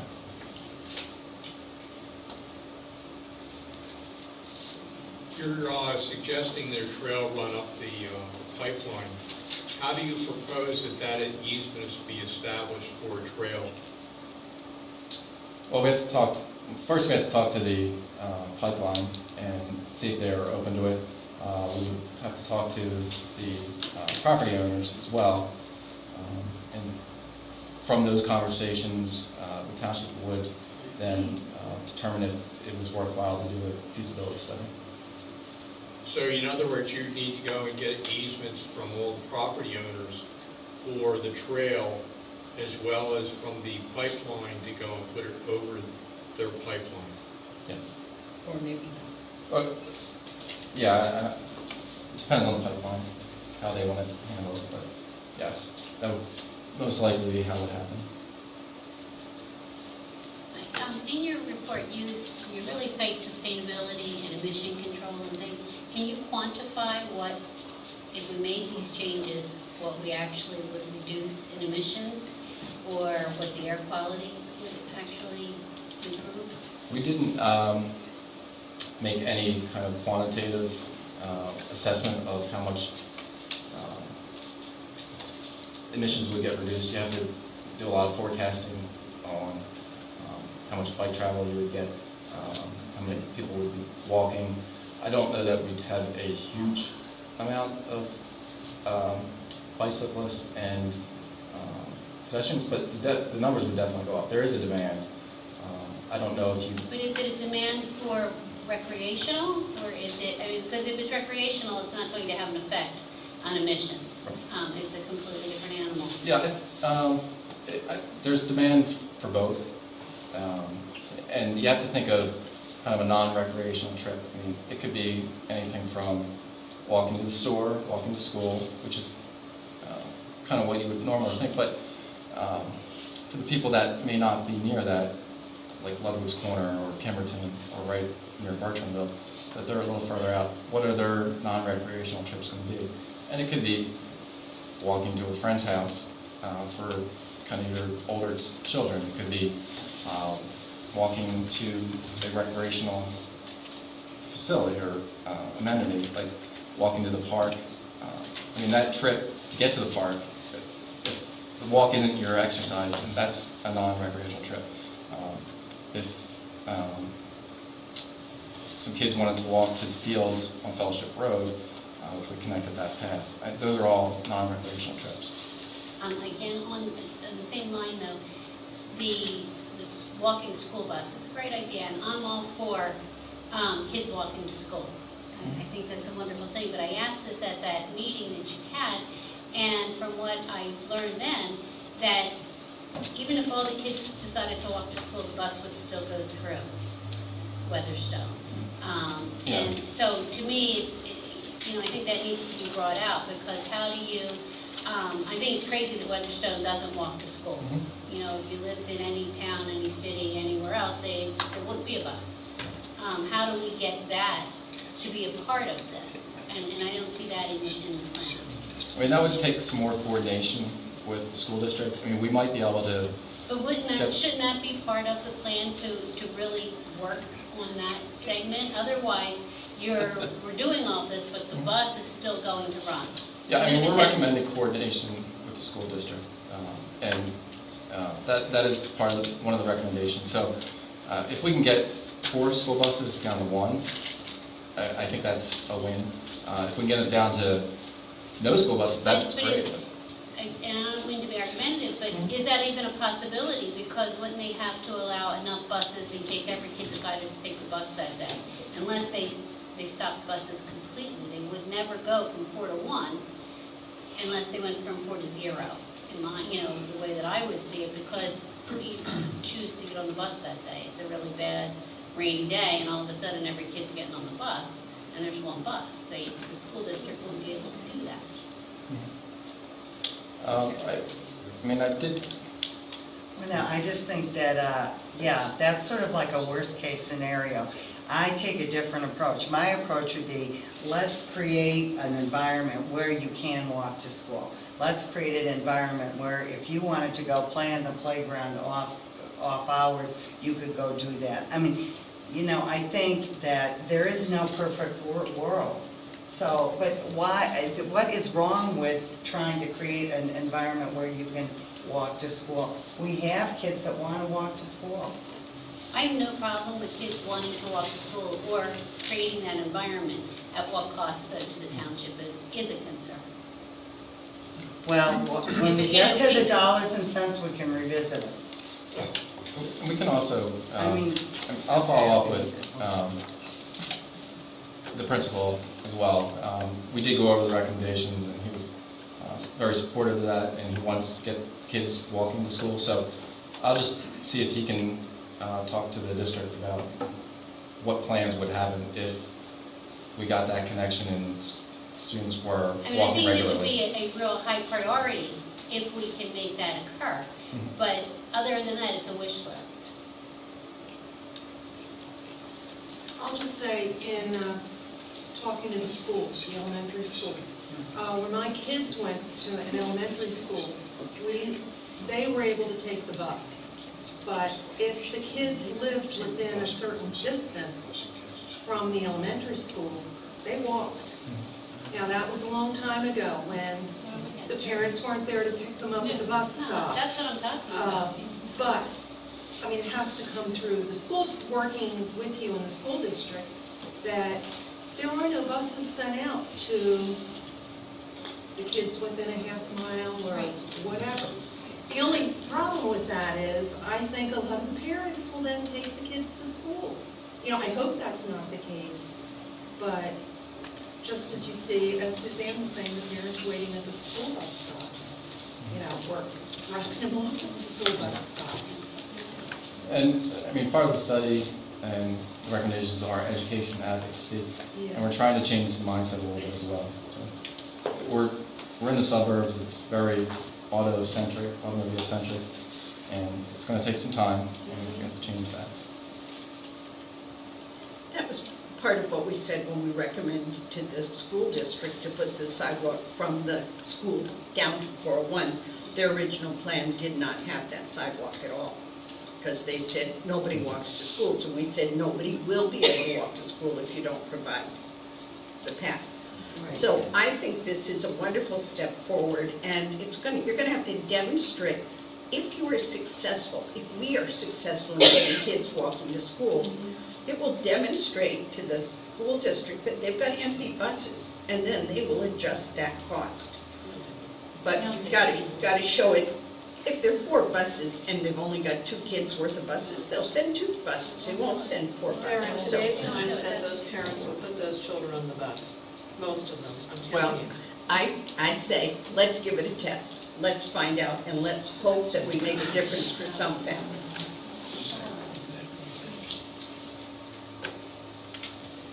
How long do you figure this will go, and this plan will go and take to implement and do these various and sundry things? How long will it take to implement? Yep. I mean, I think it's all going to depend on the funding, what the township can secure, and how successful they are going after grants. I mean, it's definitely a long-term plan. Some recommendations is why we broke it up, because some recommendations can get done in the short term, some are going to get done in the long term, and some are in between. I mean, it could take 20 years at least to implement all this. So we're talking about the potential for a 20-year plan. Okay. And you talked about funding and grants. What type of money are we talking to implement this? I mean, it's all going to depend on the project. We didn't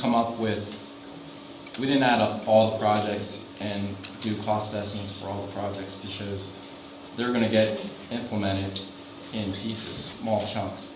And you can't really,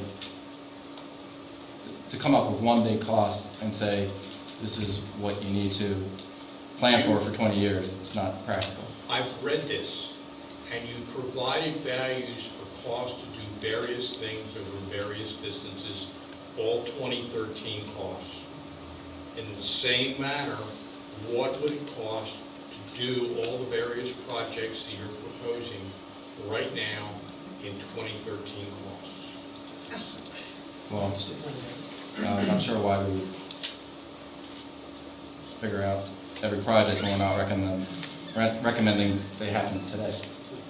I'm saying, are we talking about something that's going to cost $200,000, or are we talking about something that's going to cost $10 million? It's going to be in the millions of dollars to do everything. So we're talking about $1 million project, and Millions. and Hundreds. Plural. It's going to. I mean, to do everything in here, it's going to be a lot of money. It's going to be a lot of money, and we believe that we can get other people to pay for it, even though we think it's a good idea for us. Yes. How many people in the township do you figure that this will benefit? A lot. Yeah. I mean, it's going to depend on. How many people will be walking and bicycling? A lot. I mean, through the course of the project, I mean, I've heard a lot. Yeah, I've heard a lot of people that would like to be able to walk or ride their bikes on these roads, and they What don't feel bothers comfortable. me is a lot of people will say they're going to do stuff, and then there's darn few that do. The point was made already. How many parents do you see out there waiting for their kid to pick them up at the bus stop because they can't walk a quarter of a mile to home? I can remember you were talking, somebody was talking about earlier, that their kids walk to school. I was one of those kids that walked to school. I also rode the bus when it was like a mile and a half, but I also walked home from that. But today, at that time, we didn't have the parents waiting for you to be dropped off by the bus. You were dropped off by the bus and you walked home. And it's one thing that people talk about doing, it's another that they actually do it. Your report says the number of people that will walk more than a half a mile or spend more than 5 to 15 minutes walking is very small. That goes and takes you out of doing a lot of things inside of West Vincent Township if you're going to get anywhere. Yeah, and that statistic refers to walking. People are going to bike farther. I mean, I live on St. Matthew's Road down by Horseshoe. I mean, I would still bike to Ludwig's Corner. I wouldn't walk there, but I would bike there. I think most of my neighbors would. Hey, I live on Black Horse Road. The only reason I don't bicycle is because of Route 401 and Route 100, because I don't have a death wish. And I think that's today. Without the opportunity to walk to school, without the have to ride your bike from Matthews Meadows to the library, you'll never do it because you don't have the opportunity. There's not the facility to do it. And until you build it, people won't use it. And they can't use it. So the whole idea of the project is to look forward and say, what can we do to improve our community, to get people outside and to recreate, as well as to then transfer that in as kids grow up into adults, into commuting and by traveling different ways. And there has to be an educational element to it. I think there does need to be that. There also needs to be, I'm hearing a lot of people talking about when they were kids, that they had the chance to walk to school. Right now, the kids around here don't. And I think a part of this is trying to create that opportunity for them. There's a lot of things that go into it. There's a lot of things that need to be discussed and details that would need to be ironed out. But I do think that it's something that we should explore, and I think this presentation tonight was very nice to see what the opportunity might be for us to create small opportunities for us to be able to do for our kids, what I think a lot of you have been talking about having had the opportunity to do as you were a kid. I agree, and I'll just say, I mean, I lived here for 18 years, and St. Matthew's Meadows was just being built when we moved in. There has been a lot of changes in that amount of time, and so I can't imagine what it might be like in the next 20 years. So we are looking ahead. We're looking ahead at what possibly can be done. And I think, you should be applauded for what you're doing, because it's the foresight that we need. We might not need much of this now, but we are going to need it. And hopefully, the kids can walk to school. I mean, that would be great if they can. But I think what you've done and the time you've put into this, it's very well thought out and looking towards the future. So thank you. Thank you. I just want to say, we're not talking about doing the whole thing at once. We're going to start, we're going to get some of it done, people are going to get used to it, they're going to want to do more. It'll be time then to do the next step. And that's why you can't ask what the price is right now that's going to cover for everything. That's not how you educate people. It's not how you can let people see what the options are. Right. And just, if you haven't read the report, there is a section in there where there are a whole list of different bike and ped recommendations, road recommendations, different items, and there is a cost per mile or cost per unit or cost per installation.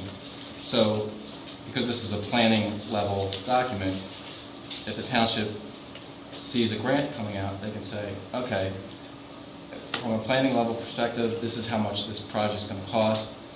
We're going to go after this much money, and that's kind of how the report is laid out. And then once a project kind of gets pushed forward and it's advancing into engineering, that's when you do the preliminary design, you do the more detailed engineering cost estimates. You mentioned that one of the priorities would be widening Pewtown Road, have the shoulder put on. Would that be in both directions, on both sides of it? So your recommendation would be to take Pewtown Road, and I think you said that the shoulders would be anywhere from 6 to 8 feet. So it's really widening Pewtown Road for 12 to 16 feet, which takes away from the ruralness of Pewtown Road. Because that's, when you look at that right now, it's a nice little country road. And just looking to see where, I have your thing up one, like to put a bicycle lane in on a road, you have $133,000 per mile in here. So, I ask everyone to please take a look at page 58 of their draft, because the numbers are astounding when you look at it and you go, oh my God, $133,000 a mile. It's a lot of money, and that's for a bike lane. But there was something, a minor shoulder widening was $1.5 to $2.4 million a mile. Yeah, a mile. How many miles of Pewtown Road are we going to do? We're not recommending that. Yeah, we're recommending starting really on Pewtown. That was a minor shoulder. One side, we're recommending starting one side was the concept, trying to get people from Camp Hill Village to be able to walk in.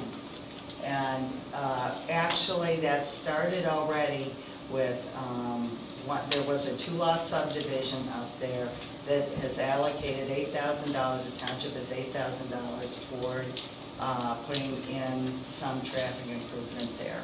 So this is a very slow process. This is something that you have to have a community vision for what you want. And, it's not necessarily going to happen like this, but you've got to start somewhere. And so, if we don't have a vision, somebody else will, it'll be somebody else's idea of what our township should look like, and it won't be the community's idea. So I just think you've got to do this kind of thing.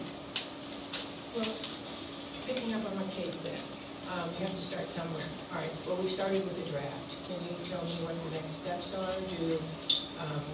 Does it go to the supervisors, and then do they discuss it? Will there be other meetings where people can talk about, ask the questions in more detail about various aspects of this?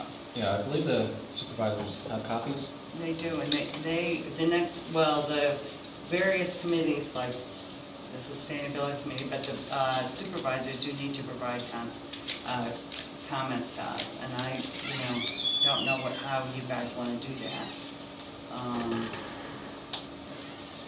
But in terms of the process is the group is soliciting comments by the end of the month. Those will be reviewed, determination of whether or not to include them in a further draft. Once the report will then be finalized, in order to get the grant funding from Chester County, the board needs to adopt the plan. And so what will happen is that we present to the Board of Supervisors later this year in public meetings for public discussion, so that the board will be asked to adopt the plan. Now, that This doesn't... aspect of the plan, I take it, will be Pardon? discussed in detail, so the supervisors will be able to decide which ones they want to accept and which ones they don't. No, I think that's, it is not that specific. The plan is, there's a lot to the plan, but adoption of the plan does not mean that every item in the plan will be done, because this is, a type of plan which there's certain things that you can't accomplish because you need school, or you need PennDOT, or you need easements, or you need right-of-way, or you need funding. This is something that is, again, it's very long-term. It looks very far out into the future, and I would imagine that, a lot of it may never be accomplished. And certainly on some of the things, like, for example, sharing roads, it already exists. There aren't things that are going to be required on a large number of things you saw on the list up here for both pedestrians and bicycles. In terms of shared roads, you're talking maybe some signage. Maintenance. Yeah, and maintenance, which is, those are things that naturally occur. So you're not talking a lot of money. Other things you're talking about, in terms of putting a trail along St. Matt's or a sidewalk along St. Matt's, you're talking something which will take probably decades. But as Brand Co-Ed becomes a development priority, wouldn't it be better for us to be able to say to Brand Co-Ed, hey, the developers of Brand Co-Ed, hey, we really want to get people off of St. Matthews. One of the things we'd like to negotiate is something along St. Matthews. That's a property that extends from Schoolhouse all the way down. So, you've got to start somewhere with the vision. Okay, that's just what Tommy was saying about the historic group. So, you're using the foresight. Yeah, well, it's the same deal. This is what you ran into.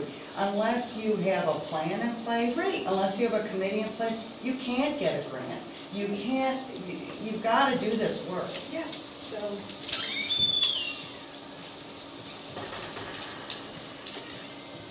We about finished? We are. Okay. Okay, thank you, guys. I'm Thank you. sorry.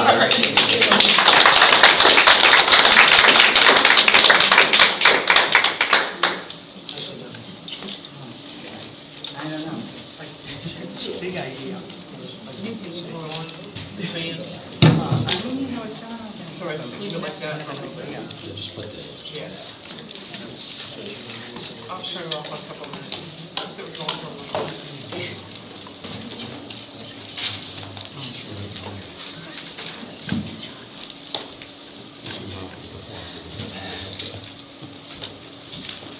Okay, I'd like to thank Kate and... We have other task force members here in the Okay, consult. would they like to stand up and be Thank you. recognized? Well, Brad's here. Who Guess else not, is here? No, yeah, people are talking. Jim McQuillan's family has volunteered. He has an 8-year-old Charlotte who goes to West Vincent Elementary. Jim and his wife are very interested in getting a walking school bus on the sidewalk done. His wife has volunteered to get that started on National Walk to School Day. So, he's here. I guess that's it for tonight. Okay, I have one question. If say, Brand Co-Ed would be presented to the township as a land development, who would the board approach, you or someone else to get the multimodal input? We have the document, but we need also background and that point of view that somebody that's been involved in the process. That's the reason to get a committee started, and you would hope that that committee would have some people that have professional expertise, like, we actually have several transportation engineers in our township. We've got Chris Williams is at Weatherstone, John is here. We've got that in our township. Okay. But this was done under the planning commission, so I think the planning commission would help you find those people. Yeah. Okay. Okay. Anyway, whatever. Okay. David or John, you have anything to add? No. Okay, thank you. Under old business, item number 9 is ordinance 159 of 2014, which is the police pension revisions. Jim? Yeah, this is we use PMRS for the police pension plan. In order to be in compliance with IRS regulations and laws, they have revised the agreement and proposed an ordinance. This agreement would replace the agreement that we have with PMRS, which is from 1998. I provided the board with the old agreement and with the new proposed agreement. The agreement itself has no substantive changes. The only thing that's made clear is that there's no participation by part-time police officers, which has been the case but not explicitly stated in the old plan. And who's requiring us to do this, Jim? PMRS. And who are they? They are the vendor which provides the management of the police pension defined benefit plan. But it's a government agency? It is a, I want to say it's a quasi-government agency. It's PMRS is an entity which holds much of the pension assets for municipalities in the state of Pennsylvania. I gotta say, I did try to read this, and it is mind-numbing. It is, well, between ERISA and the IRS code and the various requirements of them, it's very complicated. So we need a motion to approve, to adopt this? To adopt the ordinance number 159 of 2014. Then I'll make that motion to adopt that ordinance. Second. Any comment? Steve, any specific language, or is that motion adequate? That motion's adequate. If you want to read the No, I don't. portion of it, you can, but you don't have to. Okay, okay, motion's been made and seconded, all those in favor? Aye. Next is ordinance number 160 of 2014, which is the stormwater ordinance. Jim, this has been presented to the township as a model ordinance. We had some leeway on it. Yes. The county has required all municipalities to pass an ordinance by a date coming up pretty soon, I guess. Well, actually, the date is expired. It was January 1st. Okay. But as of January 1st, only about 15 of the 72 municipalities in Chester County had adopted. Most like us were in the process of doing some customization of the ordinance to meet the requirements of the municipality. Some modifications of our ordinance, our township ordinance. Is that what you're saying? No, modification of the model ordinance. We worked with Carroll Engineering and council to make this as within the requirements of the county and DEP to make this as flexible as possible for the residents of the township. Okay, why didn't the county just mandate this? If they give it to us as a model ordinance that we can't diverge except slightly. I mean, I know you don't know because you didn't do it. Well, I guess it's I think the answer is that it tries to respect some of the differences between townships. There are some townships like Tredyffrin, which is adopting a version of this which is even much more restrictive than what the county has proposed. Most of the rural townships like West Vincent are doing exactly what West Vincent is doing in terms of providing the maximum amount of flexibility possible under the ordinance. If I could just, if anybody's interested, I did try to read this too, but I'm sure you're more up on it than I am. The affected buildings, before you need to go to the engineer drawings, how large is that? It will be 2,000 square feet. I think landscaping, patios and gardens are excluded up to that same point, correct? You have to look at what's included and excluded. We've excluded decks, patios. See, there's certain impervious coverage limitations too. So it's 2,000 feet for structures, but but 10,000 feet of impervious coverage. So certain things will count towards impervious coverage, like patios count towards impervious coverage. So how's the enforcement going to work? Well, how the enforcement works is that, I mean, this is a township ordinance, so this will be enforced by the zoning department. So what will happen is when someone comes in for a building permit, we will tell them that they need to comply with the ordinance, and then we will tell them what they need to do. And again, in this process, it does provide for engineering review and input. Well, that's where the biggest cost is, plus the, on a larger scale, the rain gardens and so on. Right.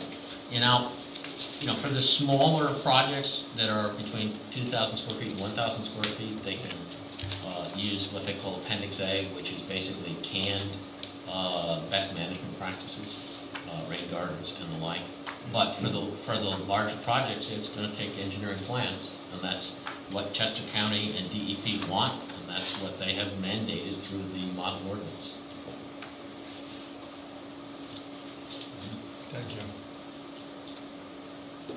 What would happen if we voted this down? I've asked that question several times. If DEP would be involved in the enforcement, which they could because this is done pursuant to, it's called Act 167, which allows counties to do this. The enforcement would be through DEP. DEP has the ability to fine violators up to $25,000 per day per violation. That would be the homeowner or the developer rather than the township. If the township refused to adopt the ordinance, I think it's the township. I'd come visit you, Ken.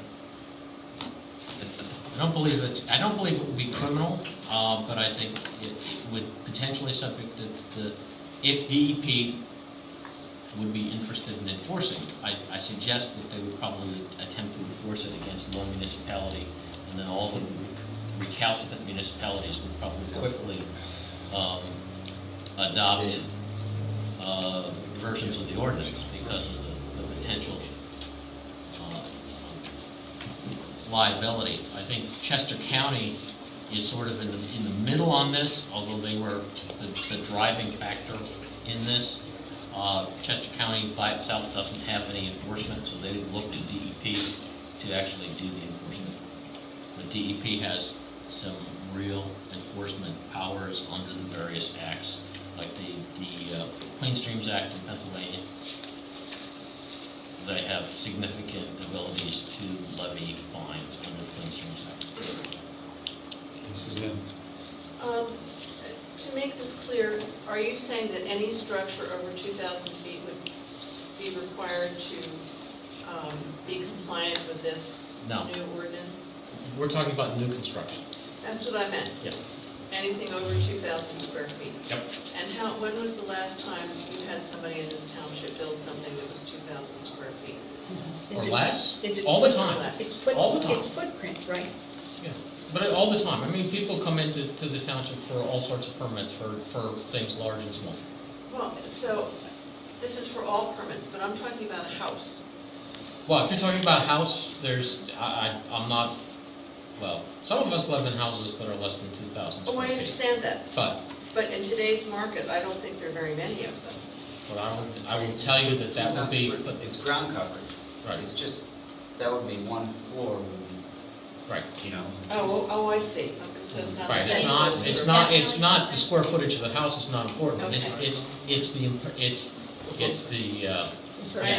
footprint, and then also looking at impervious coverage. Okay, I understand that. Is this going to require us hiring another zoning officer? I'm sorry? Would this require us to hire another zoning officer? I don't believe so, no. Okay. Jim, is it fair to say that this is about as flexible as we can make it while complying with the county mandate? That's correct. I'll move we approve it. Second. Any comment? Those in favor? Aye. No.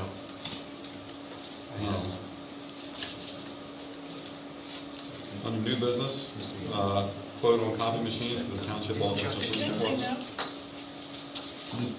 Yeah, I said no. You said no? Yeah. Motion failed. Yep. Motion did not pass. Right. Under new business, quotes on copy machines for the township office and police department.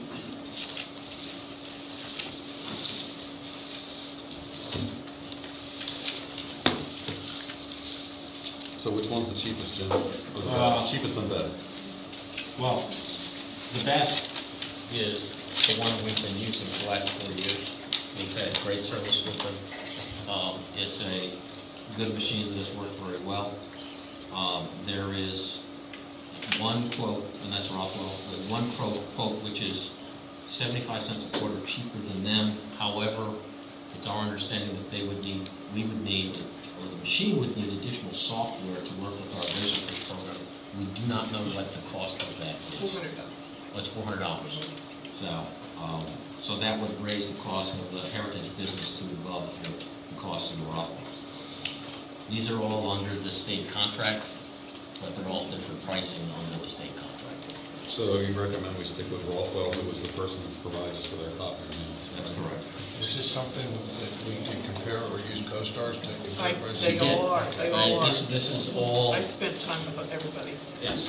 Tammy has spent a huge amount of time, has met with numerous people, including people that didn't provide quotes. These are all machines that are under the state contract. These are all quotes under the state contract.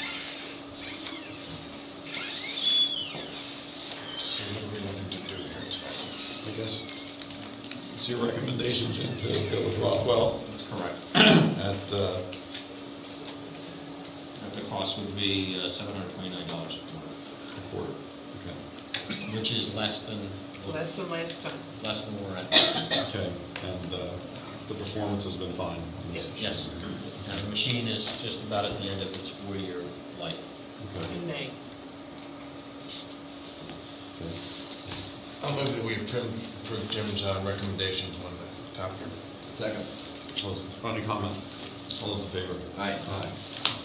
Hear a motion to adjourn? So moved. Second. Any comment? All those in favor?